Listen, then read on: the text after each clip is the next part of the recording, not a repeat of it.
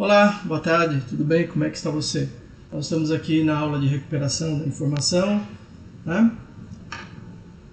Discutindo o tema avaliação quantitativa de SRI, né? Fechando aí as últimas aulas nas quais nós discutimos a avaliação de SRI de uma maneira geral, e agora, na aula passada, nós discutimos a avaliação qualitativa e hoje a avaliação quantitativa, tá certo? Então vamos seguir.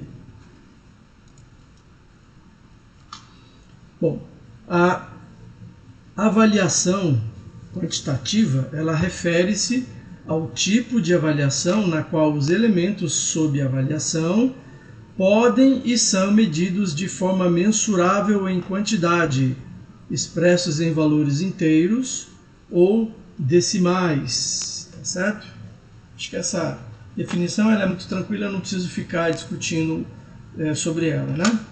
Bom, vou dar alguns exemplos e comentar, né? Primeiro exemplo aqui, quantidade de pessoas cuja idade seja acima de 30 anos. Esse aqui não tem uma relação direta com o que a gente está discutindo, mas é só para introduzir didaticamente o entendimento sobre a avaliação quantitativa. Suponha que você faça uma pesquisa e nessa pesquisa, dentro da sua amostra, né, você tenha lá 100 pessoas e você resolve então fazer um gráfico mostrando quem está abaixo de 30, quem está acima de 30, quem está acima de 50 anos, por exemplo. Então você vai fazer uma contagem naquela população, ver quantos a idade é abaixo de 30, quantos estão entre 30 e 50 e quantos estão acima de 50.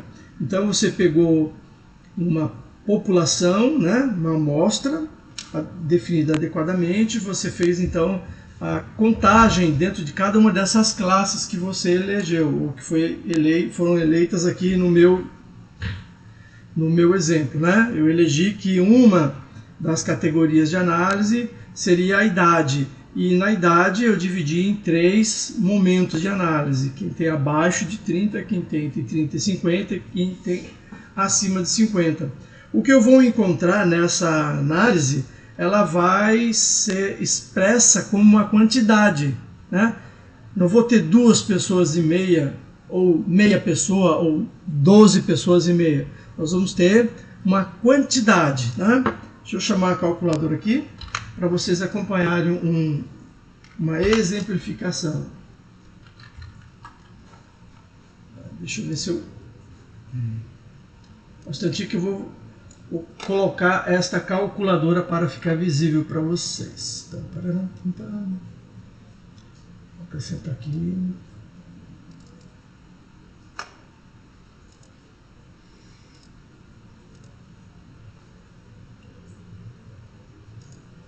Ops, está aí a calculadora. Vocês estão vendo essa calculadora? Espero que esteja grande o suficiente para vocês verem. Vou ver se eu consigo aumentá-la um pouquinho.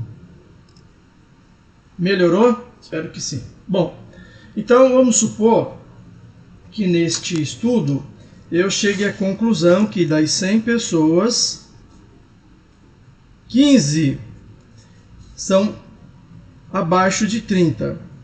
E entre 30 e 50 eu tenho 17. E acima de 50 eu tenho a diferença. Então, se você colocar 100 menos 17 menos 15, obviamente, você tem 68 pessoas. Então, depois você vai verificar o seguinte. Eu pego aí, eu tive 15 pessoas, né, abaixo de 30. Então, eu pego 15 dividido por 100 e eu tenho 0,15, né?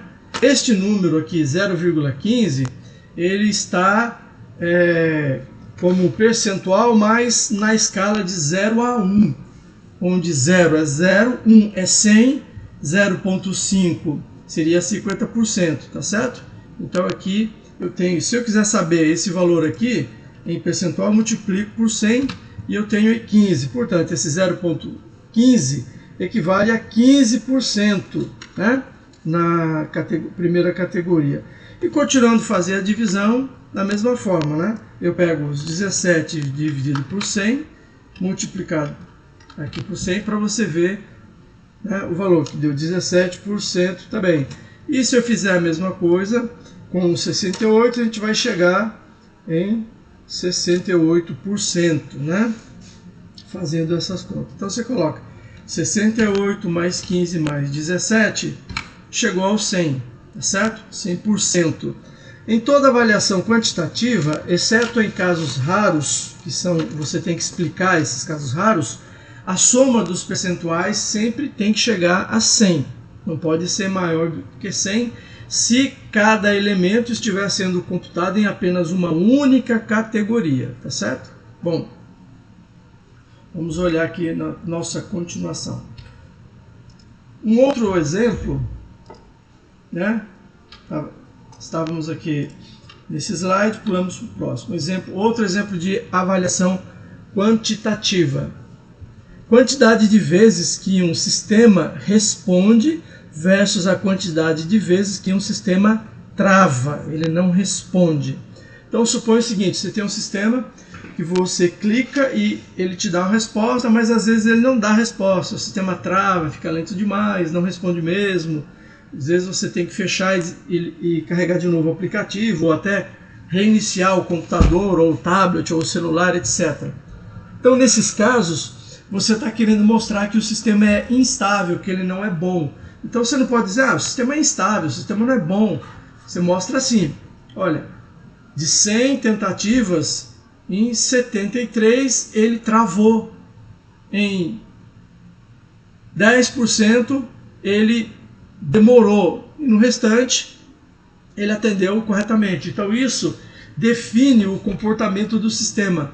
E aí você pode dizer, baseado nos dados que foram coletados para 100 tentativas de uso do sistema, percebemos que ele é instável, apresentando um comportamento correto, um comportamento de travamento e um comportamento de desligamento completo em algumas vezes. Portanto, o sistema é instável, conforme os dados corroboram.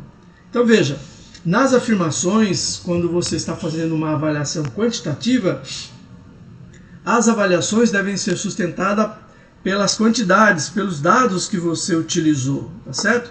Então, assim,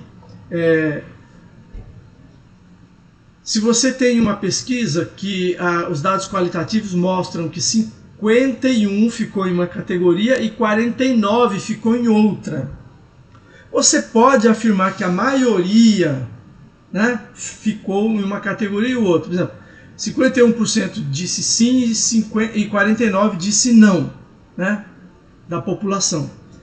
51 disse sim e 49 disse não. Você não pode dizer que a maioria esmagadora, né, ou quase a totalidade, né, porque você, apesar de que quem disse sim foi 51%, ou seja, foi a maioria, não foi uma maioria esmagadora, nem foi quase a totalidade, né? Você pode dizer que mais da metade, né, 51% disseram que sim e 49% disseram que não. Portanto, não há uma grande maioria, mas sim um quase equilíbrio perfeito entre o sim e o não. Então, ao contrário do que você possa querer dizer, quando você tem, por exemplo, um 49 e um 51, não há uma grande maioria, mas sim uma equiparação, quase a mesma proporção. Então, você tem que saber interpretar corretamente os dados para que eles não se transformem em uma avaliação qualitativa. Porque se eu tenho 51 sim e 49 não, e digo que o sim venceu por uma maioria esmagadora, eu abandonei o critério quantitativo e mergulhei num critério qualitativo, baseado na minha expressão, na minha manifestação verbal, tá certo? Cuidado com isso, na hora de interpretar, usar adequadamente as palavras para representar o grau de diferença, de distinção entre cada uma das categorias analisadas. Bom, um outro exemplo que você pode usar para avaliar de maneira quantitativa um sistema de recuperação da informação ou de informações é o tempo, né, a média do tempo que um sistema leva para responder a sua solicitação. Vamos supor, Vamos colocar aqui um outro aplicativo.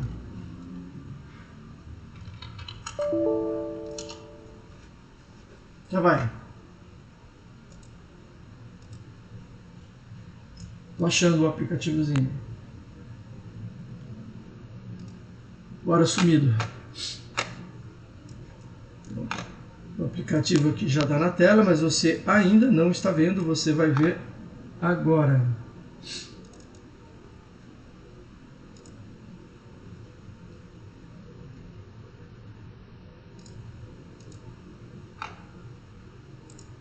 Pronto, aí está ele, tá certo? Supondo que quando você analisa o tempo, você encontra uma curva dessa maneira, certo? Onde aqui nesse eixo você tem o tempo de resposta e nesse outro eixo você tem a quantidade de vezes que você fez ao longo do dia, né? Por exemplo, isso aqui pode ser de aqui embaixo, né? Em minutos ao longo do dia. Por exemplo, né? Aqui embaixo ficaram os minutos ao longo do dia. Só ajeitar.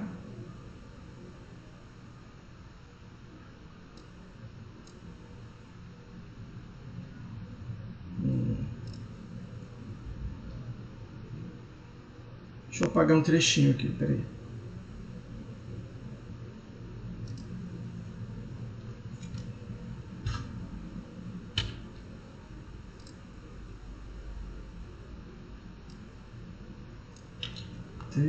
Fazendo uma transformaçãozinha aqui. Ups. Pronto. Aí você consegue ver aí, né? Consertei aqui um pouquinho. Então aqui os minutos ao longo do dia. Então aqui eu tenho a meia-noite, depois meia-noite e meia, depois 1h da manhã, 1h30, 2, até chegar 11, 11h30, certo? Então ao longo do dia, né? Então esses pontinhos aqui vão mostrando naquela hora, naquele momento, né? Qual era a categoria, qual foi o total que foi encontrado. Então, a cada momentozinho. Bom,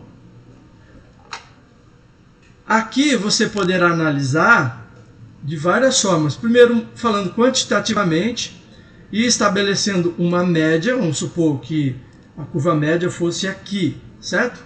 A curva média. Então, você poderia dizer que a média foi de X, né? X é esse ponto aqui, ó. Deixa eu mudar aqui a corzinha. A média foi de X elementos aqui, você medindo aqui. Bom, ao longo do dia a média foi essa. O ponto máximo ao longo do dia foi esse aqui, ó. Foi bem no final do dia. E o momento de menor demora do sistema foi neste aqui. Então você perceberia que, supondo que aqui fosse, por exemplo, meio-dia, nesse ponto, que ele fosse meio-dia, você poderia dizer que do meio-dia até, sei lá, 4 horas da tarde, o sistema fica mais lento. Beleza? Você fala, não, o sistema fica lento entre o meio-dia até 4 horas da tarde. E aí você poderia analisar em outros cantos por que fica mais lento entre meio-dia e 4 horas da tarde. Seria buscar respostas para isso. Você podia descobrir que nesse período a internet fica mais lenta, porque na empresa começa a funcionar um outro setor que consome muito internet, portanto está prejudicando o desempenho do sistema. O problema não era o sistema, o problema era o quê? É a internet que prejudica o sistema, né? O desempenho da internet prejudica o desempenho do sistema.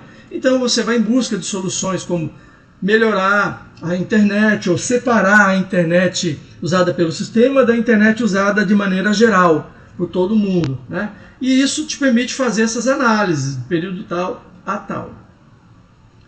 Bom, Entenderam para que serve a análise de tempo? Note que eu tenho a média, tempo médio, e tenho aqui as diversas medições ao longo do dia. E essas medições elas vão desenvolver uma curva. Nesse caso hipotético eu coloquei essa curva assim, mas poderia ser uma curva completamente diferente, né? Lá, esse foi no primeiro dia, aí no segundo dia a curva foi assim, ó. Ops.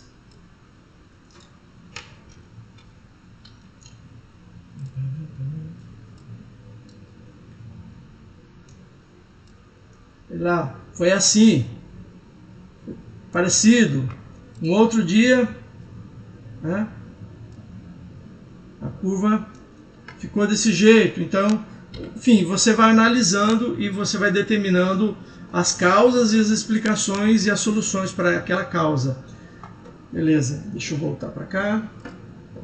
Então, para isso serviria a análise do tempo médio de resposta de um sistema, né? Serve para registrar o desempenho, como também para fazer prova sobre causas que estariam afetando, né? Beleza. Voltando para isso aqui, ó. Ops.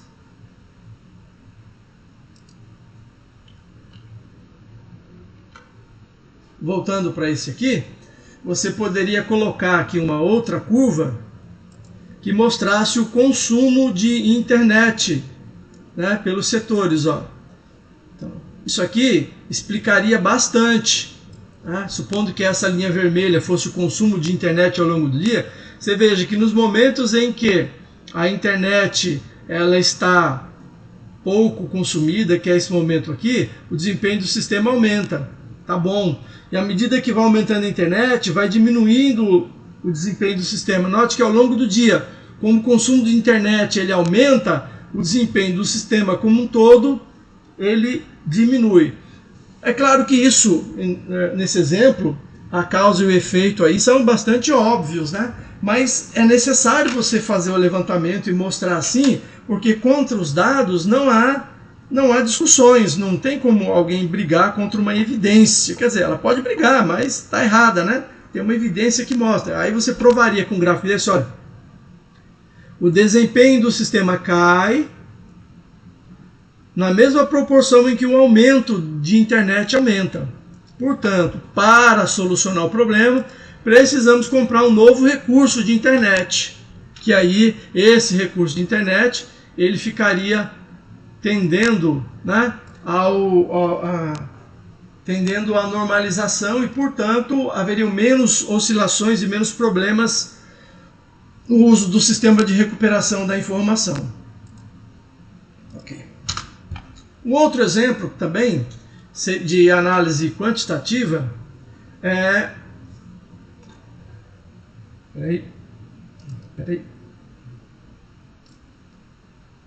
Peraí.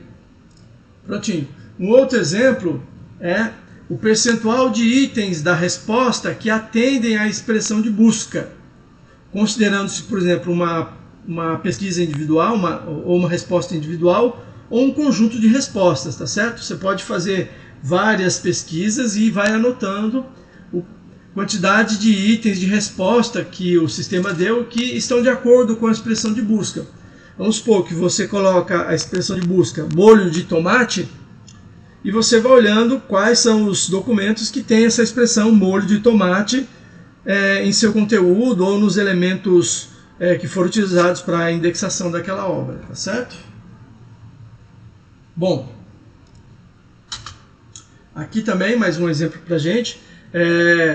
O percentual de respostas que não atendem à expressão de busca. Então, se eu faço um percentual de respostas que atendem à expressão de busca, eu posso também tranquilamente fazer um percentual de respostas que não atendem à expressão de busca, né?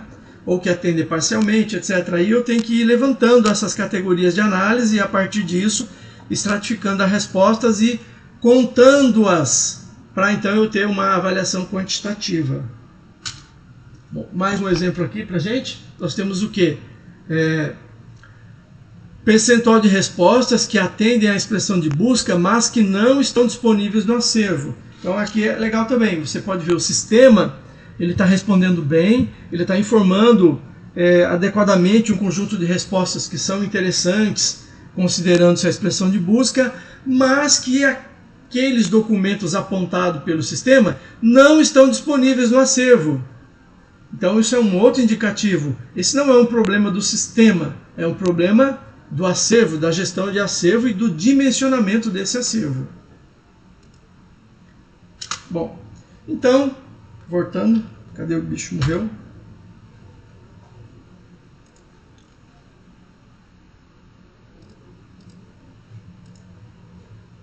Sumiu tudo.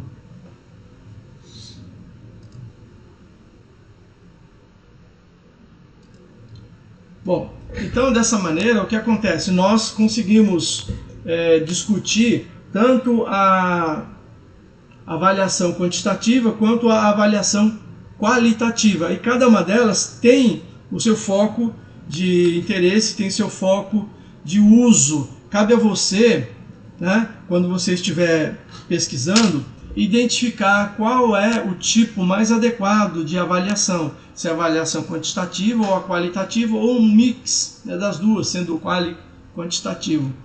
É importante que você decida isso antes da pesquisa e a partir do momento que você decidiu, que você comece a coletar dados que estejam de acordo com aquela natureza da avaliação que você quer fazer. O que eu quero dizer com isso? Se você pretende fazer uma avaliação quantitativa, obviamente você tem que coletar dados quantitativos. O contrário também é válido. Se você quer fazer uma avaliação qualitativa, coletar dados qualitativos. Porque senão no final você tem dados quantitativos e quer fazer uma análise qualitativa e aquilo vai ficar difícil, tá certo? Bom, era isso por hoje. Fiquem bem. Tem um trabalho para o dia 30, concentrem-se naquele trabalho. Não vai haver prorrogação da data do dia 30, tá certo? Até logo. Todo mundo tenha uma boa tarde e se cuide.